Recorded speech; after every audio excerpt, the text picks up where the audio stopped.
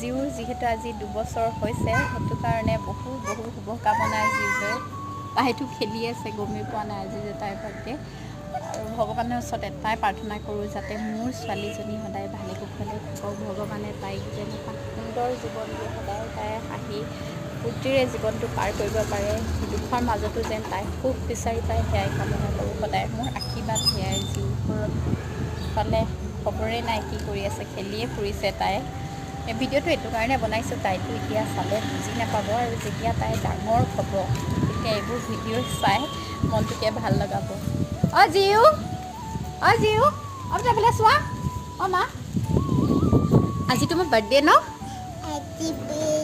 Happy birthday, happy birthday. অ' খেলিবা? অঁ তুমি খেলিবা, আজি তোমাৰ বাৰ্থডে যে। থেংক ইউ কৈ দিয়া।